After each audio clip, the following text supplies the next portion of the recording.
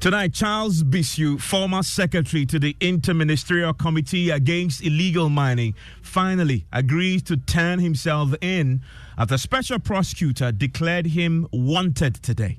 I've said it. I am innocent. I have gone nowhere. I'm within the jurisdiction. I'm going to attend, and then whatever information they require to aid their work, I will provide. We have the very latest.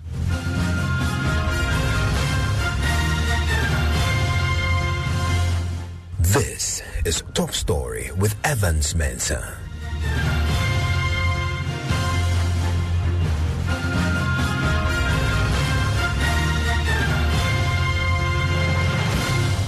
And Top Story is always brought to you by Vodafone. He had been fighting a warrant for his arrest, and after days of eluding capture, tonight Charles Bissue, former secretary to the Interministerial Committee Against Illegal Mining, had declared he will turn himself in. It's been barely 6 hours since the special prosecutor officially declared him wanted. Mr. Bissue will turn himself in, but is resolved to fight, declaring his innocence and insisting he is not on the run. He says he is ready to defend his record. As you may be aware, his lawyer have in the last 1 week accused the special prosecutor of handling investigations of Mr. Bissue in a military style. We did not transition from military rule into democratic rule. For the office of the special prosecutor become a pseudo-military agency to witch hunt and harass people. We need to respect the fundamental human rights of people under the 1992 Constitution. Let me ask you, as we speak tonight, your client is a wanted man. Will he turn himself in? No, he's not going to turn himself in, because that arrest warrant was improperly procured. And so we are going to take steps to cure that. And that's Charles Bissue, lawyer, speaking to us just last week. Well, the special prosecutor, Kise Jabin, had this reaction to that. He vowed there will be consequences. If you follow your lawyer sitting in his office, a lawyer who arrogates to himself the powers of the law, and sit in office and you follow the lawyer in respect of these things, and we ask you to show up and you don't show up, there are legal consequences to pay. Mind you, your lawyer will not be paying those consequences. It is you who will be paying those consequences. But something, we do not conduct ourselves in a military style. I'm only saying, if you give us the cause, we will come for you. If you give us the cause, we will storm your premises. But we hardly ever do that. And I have been at pains to explain that I withhold my hand so as not to show the power too much. I withhold my hand. And we treat people with civility. And that is why when the professor was directed to show up, we didn't say anything.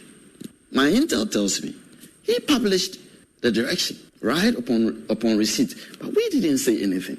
We don't announce left, right, center, this person has been arrested, this person has been arrested, this person has been arrested. We don't do that. We don't do that. That the office has gone for an arrest warrant from the court. Is that the military style we're talking about?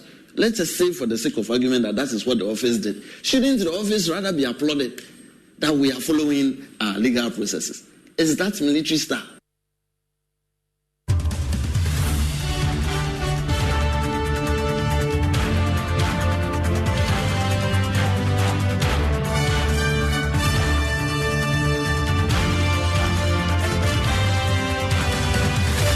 Well, in the last few minutes after the issuing of that, wanted notice by the special prosecutor, Charles Bissue has been speaking to us. He says he will turn himself in. He insists he is innocent and he will be fighting the allegations against him. Listen to him talk to my colleague, Blazer Soga, on Pulse just a few minutes ago. Yes, I have, and I am surprised. However, I have not gone AWOL. I'm still in the country. I was in the Western region. As we speak, I'm on route to Accra. I will attend the Special Prosecutor's Office. But, in any case, previously I had been invited to the various investigative agencies, as the NIB, which I visited on 2 occasions, the CID, the National Security, pertaining to this Galamsey problems. the OSP's office itself, I've also been there, I think, twice. So it's not like I am actually running away from attending a meeting at the OSP's office. I asked for time to attend, and I think there was a misunderstanding.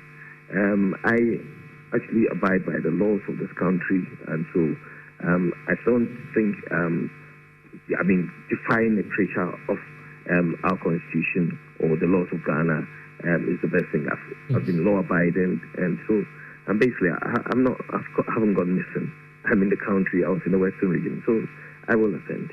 And I think that when I attend this, I think it would further even redeem my image, because we know that for the past 4 or 5 years, with this galamsey menace, we've been going back and forth where a lot has happened. So I think this is also an opportunity for me to further redeem myself, because, as I said, I've been to various regulatory or investigative agencies, and I've actually given them statements. So I do not know what the special prosecutor is going to ask me about. I've always been consistent, and I think that the consistency with which I've actually churned out or given information to help them in their investigation would be the same at the OSP's office. What do you think may have accounted for this? Because obviously the OSP may not just move out and publish this in the media looking for you. They wrote to me, I think a few weeks ago, and I got my lawyers to write back to say that I was actually not indisposed, and that they should give me a few days, and they said they were not going to agree to that pressure.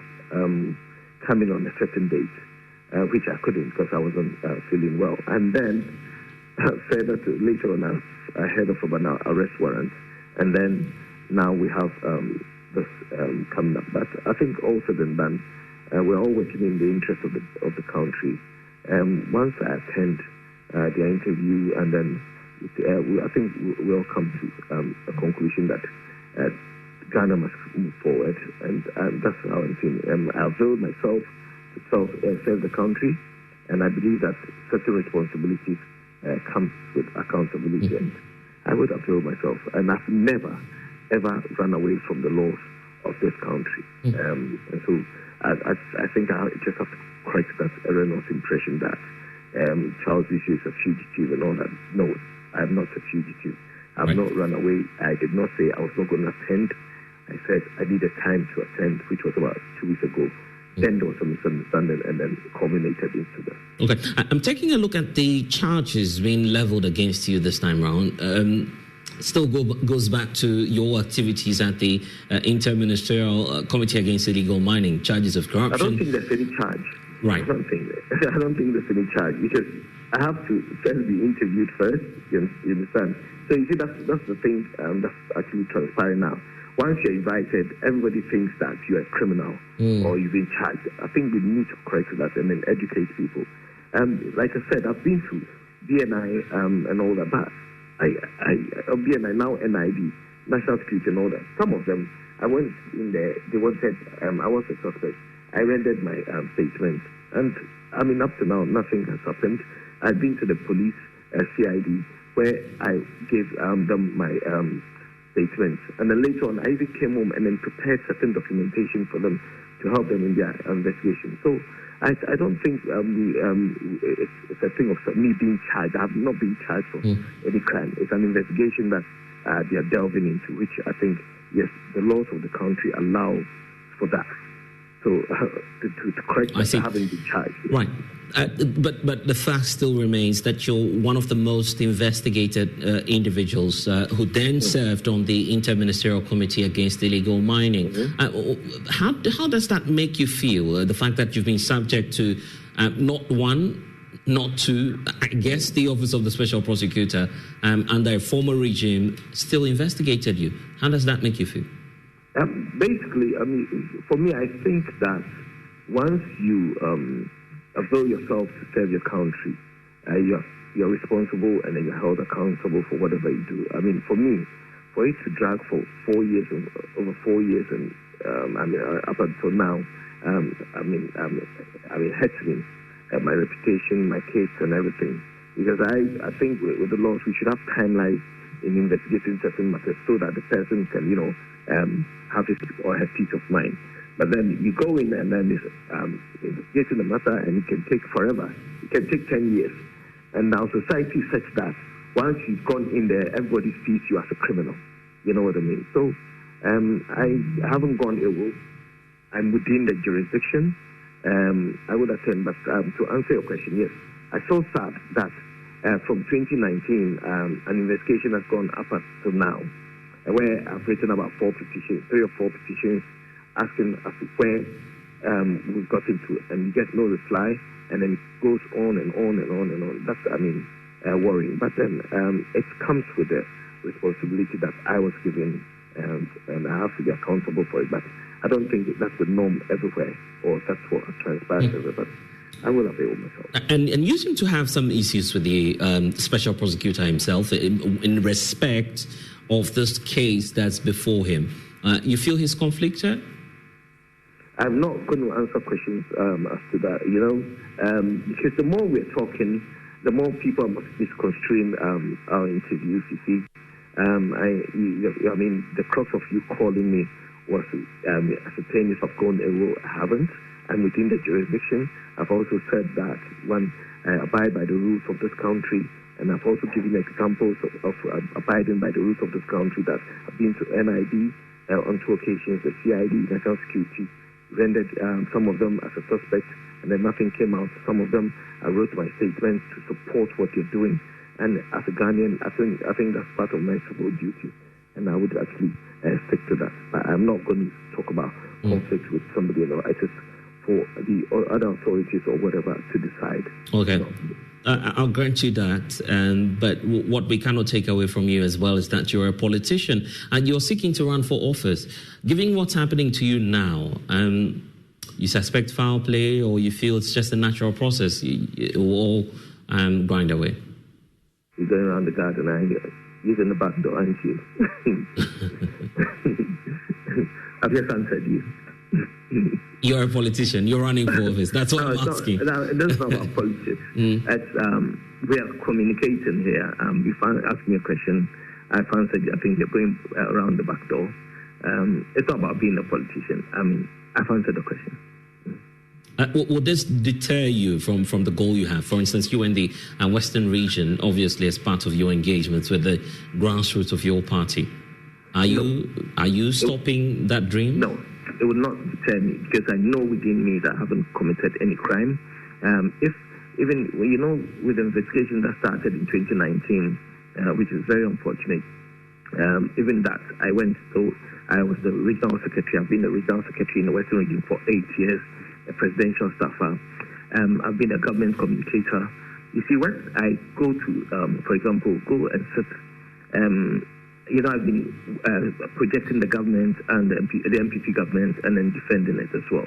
If I should go and sit before the television and then start talking, when I knew that I have certain iniquities or things that I've done against the state, I think it wouldn't augur well. It would be like insulting the Ghanaian populace. So within me, I know I am so much innocent. That is why I had that boldness to say on television, sometimes your television set, and all that to, project our government. So I am innocent. I know that, and I do not know what the special prosecutor is going to ask. It's an investigation. It doesn't mean that you're charged for something. So I will avail myself. But to conclude, I am within the jurisdiction. I haven't been anywhere. Okay, and I will go to the office. Well, it's great to know that. If there's anything you're leaving the people of Ghana with, particularly those who are watching us now, what would you want them to know? I've said it. I am innocent. I have gone nowhere. I'm within the jurisdiction. I'm going to attend, and then whatever information they require to aid their work, I will provide.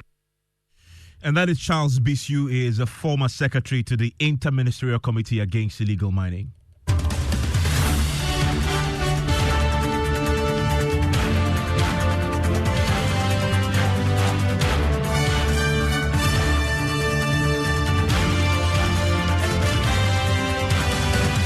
And Shortly, I'll take you to Sikado Kitan, where Charles Bissue has been campaigning in the last few days in an attempt to become the NPP's parliamentary candidate. He's running in the primaries and intends now to file his documents and be voted for by the delegates. We'll tell you what the reaction has been in the constituency to what has been happening the last few days. But lawyers for Charles Bissue went to court and file the process to set aside that warrant seeking to arrest him. Let's bring in our correspondent who has been covering this for us. Joseph, do we have an update on that particular process that the lawyers filed? In fact, the processes remain pending at the courts. The two processes that were filed are all due to be heard on the 22nd of June at the High Court, specifically the General Jurisdiction. And these are the processes in which Charles Bissue, through his lawyers, accuses the special prosecutor of procuring the warrant for his arrest in a manner that they consider to be contrary to law. And so they make the point that the order of the Kadisi District Court for his arrest was made in wrongful exercise of the discretion of the court. The applicant caused his lawyers to institute the present suit invoking the sovereignty powers of the court, seeking, among others, under the director of the Kadisi District Court, causing the aforesaid order. And so those processes are all supposed to be heard on the 22nd of June, so they've not been determined yet. So this is still pending, and it hasn't been heard yet. So it clears the way, I guess, for the special prosecutor, if he so chooses, to proceed and execute the warrant, pursuant to which they issued this wanted notice. From what we understand from the legal team, they had taken the view prior to this publication happening that because of these processes pending, they were of the opinion that there ought not be any action taken in line with the warrant that was issued, because they believe that once this process has been filed, it should be respected. And that is how come sources within the team initially told us prior to breaking the story on midday that there was the possibility of initiating contempt proceedings against the special prosecutor. It's not clear whether that strategy has changed at this point in time, because Mr. Bissue, like we had a short while ago, has on his own indicated that he intends to show up at the office of the special prosecutor. And that changes a lot. Thank you very much, Blay. We'll try and get you some breakdown of what this notice really is. We'll be speaking to lawyer Bobby Bansi, who will join us pretty shortly. But I want to take you to Sikado Kitan, and I want to bring in my colleague, Kojo Brace, in the studio with me right now. Kojo, this is something that has become a major talking point in the Western region, particularly that constituency where Charles Bissue has picked up forms to run in the MPP's primary, seeking to be the party's parliamentary candidate there. And that's where he's been the last few days. Exactly, yes. Our checks from people close to him indicate that he's been there for the past few weeks, trying to, campaign and sell his message to people that he's the best person to lead the NPP in the Sikado Kitan constituency. And so what has been the reaction? Well, it's been mixed. People feel that he's been witch hunted. People also feel that he has to ensure that he deals with this well, else it will go against him. So he has to find a way to really handle this properly. The special prosecutor declaring Charles Bissue wanted, I don't see anything relevant because I feel like being controlled by someone to do it, because why will you have a reason to just get up and charge someone with what evidence? I don't know. Ghana, we work with assumptions, but what is that evidence? We always don't bring out special evidence or correct evidence before we start doing things in Ghana. That's all. In Ghana, it's like, no, right now, whatever we say, they don't mind us. So. Personally, if this thing is true, it's going to be a big blow for Charles Bissue. Why? Because he's eyeing to contest for the Sikado Kitan.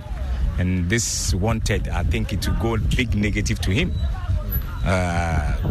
contesting that seat, and that seat too is contesting with another current regional treasurer, and it's a big one. So this issue that is popping up, Charles should solve it out, else it's going to be a big blow for him in the politics, in the way.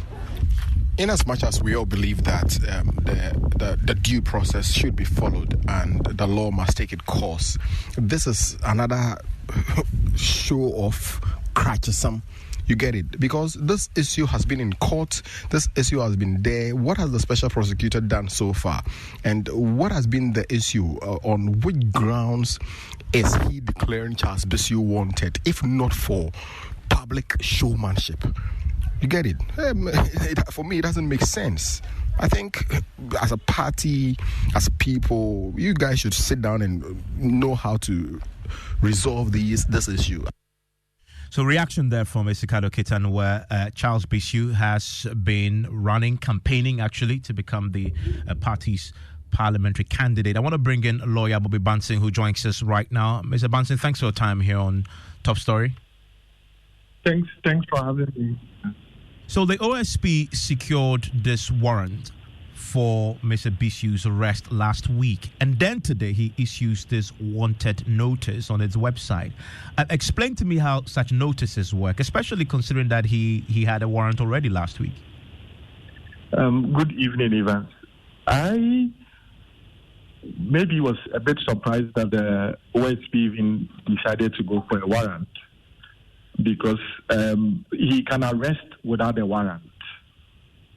Just like a police officer. A police officer can arrest you without a warrant if the police officer has reason to believe that you have committed a crime or you are in the course of committing a crime. And so maybe for extra reasons, the OSP decided to go for the warrant. But if you look at the OSP Act, it has very nuanced powers. Sometimes people treat the OSP office as if it is akin to that of a normal police office with the attendant powers. So under the OSP Act, if the OSP demands something of you lawfully and you refuse to honor that demand, for example, if you are invited by the OSP or the OSP asks you to bring some documents and you refuse to give in without any justifiable basis being that there's another law that requires you should not, or there's a court order that inhibits the OSP, that in itself is an offense. And so when the OSP decided to invite Mr. Bissue, I was quite surprised with the... I have not seen the affidavit which is attached to the various motions that have been filed by the lawyers for Mr. Bissue, challenging the OSP's powers to invite him or to investigate those matters. So I'm speaking without prejudice to the content of those affidavits. But be that as it may, looking at the powers of the OSP can invite you, arrest you, investigate you, and exercise lots of powers under the Act without necessarily going for court orders to do so. And when you are invited by the OSP and you do not comply with that invitation, or the OSP requires your presence or requires you to bring documents, and you do not honor that invitation, that in itself is an offense under the OSP Act. You can even serve prison time between 2 to 4 years or pay fine. Just for refusing to comply with an invitation, or when they actually direct you to appear before them? Well, the Act says that if you refuse to comply with a lawful demand of the OSP office, so it could be an invitation. Of course, if they invite you and you exercise your right that, okay, I will not honor the invitation, I believe they'll go to the next step, which will be to require your presence.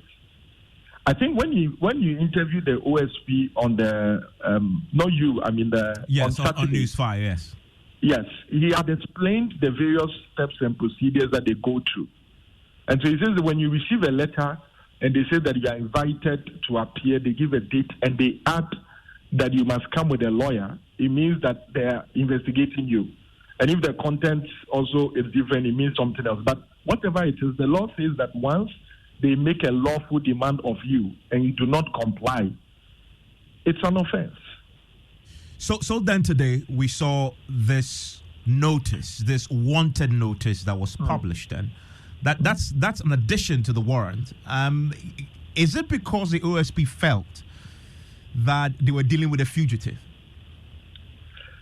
I believe that it was because the OSP's office had taken, for lack of a better word, I would say judicial notice of the, I think it was made public by, I believe, the lawyers for Mr. Bissue that they will not honor the invitation by the OSP. And even though there was a bench warrant, they will not honor that, or they will not, produce their client. I thought that was a stretch. Yeah, I mean, the lawyer explained that after the time that the warrant was granted by the court, they had not formally been notified. And so the time he was speaking to me here last week, Thursday, he says they don't know about it formally. He's hearing about it on radio. So as a lawyer, he was proceeding using, I guess, the formality surrounding how you secure, you procure, and then you execute a warrant. And so when he said, I will not turn myself, my client will not turn himself in, he was speaking based on that, legal understanding of how you actually procure it properly and how you execute it. So for him, it didn't exist as at the time because OSP had not brought it to his attention. And that is why he says he would not turn himself in. Yes, so there are two things in what you are saying. The first thing is whether or not they had been served with a warrant. As at the time, they have not been served. Yes, but when a warrant is obtained, you are not served with it. It is executed. And so when a warrant is obtained, normally what happens is that it is addressed to maybe, let's say, the police or security agencies, that whenever they cite you, you should be arrested and brought to the court or to the nearest court. Now, that is not service of the warrant. They are executing the warrant. That is one point. The second point is that when the OSP or any security agency for that matter applies to the court for a bench warrant, it is because you have not honored a request for you to appear to that security agency. And so when they apply for the warrant, they can't serve you because they don't know where you are. That is why they are going for the warrant.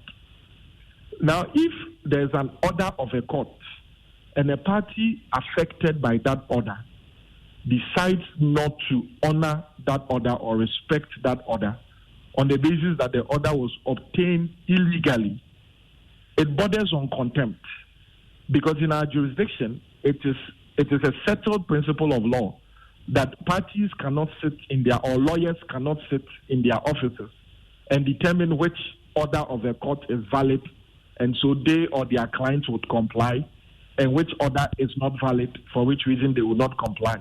If we allow that, then we are throwing our administration of justice into chaos. That is why I was happy when you said today that the lawyers have now filed the process seeking to quash the bench warrant on the basis that it was obtained beyond jurisdiction or without jurisdiction. I've not cited the basis of a copy of that document, so I'm just repeating what you said. That would be interesting. Then they are actually challenging the order. Now, without the order or without the warrant, the OSP can still arrest. And so the two processes must be dealt with separately. So the OSP decided to go for the warrant, but it doesn't mean that the OSP can arrest alone with a warrant or can demand the presence of somebody they are investigating only by means of a warrant. And so the other step by the OSP beyond the warrant, I think, still falls under their authority or mandate under their act.